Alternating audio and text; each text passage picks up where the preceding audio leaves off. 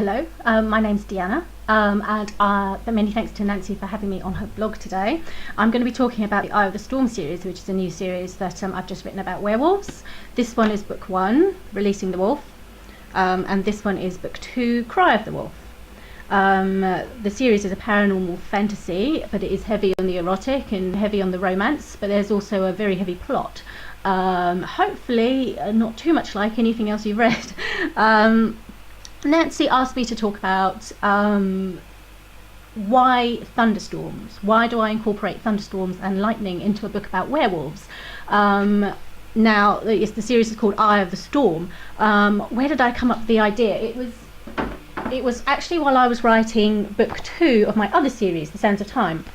In this book, there's a section where one of the characters, Pueblo, who's a shapeshifter, explains about the difference between shapeshifters and werewolves. And he basically says that a werewolf exists because of a mutation in their genetics that allows it, whereas a shapeshifter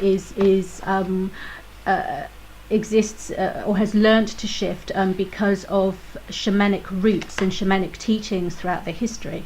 So that is the difference.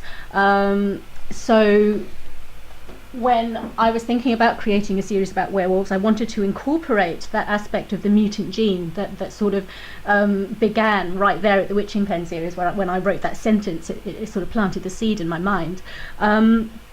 Now, the reason thunderstorms, in esoteric teachings, when lightning hits the earth, it is seen as a conductor for change. When lightning hits the earth, it is said that the DNA of the earth is reprogrammed or restructured.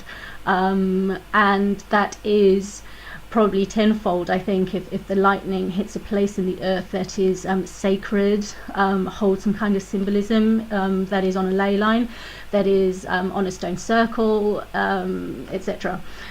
So that is basically the answer to why thunderstorms.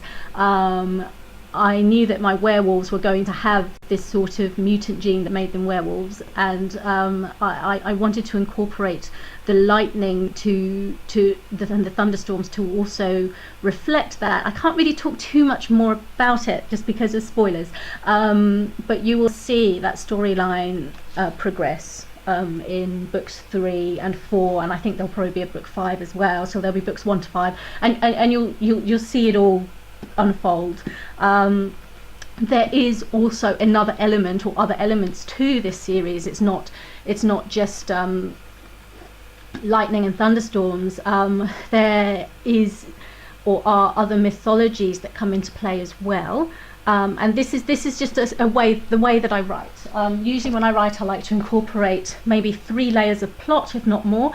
So you've got one plot down here at the bottom, and then you've got sort of like another layer up here in the middle, and as plot 1 seems to be sorting itself out, in comes plot 3, and they do all seem kind of separate to each other at first, but they will all meet in the middle at the end. They will all mesh. They will all make sense. And so that's just something that I like to write, the way that I like to write. So it's not really just about thunderstorms and lightning. It's also about a whole bunch of other stuff that will come to light later on.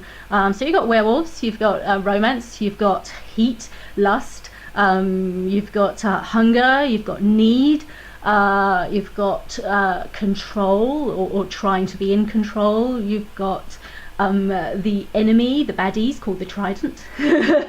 You've got 2 or 3 different mythologies that will come into play, or elements of mythologies.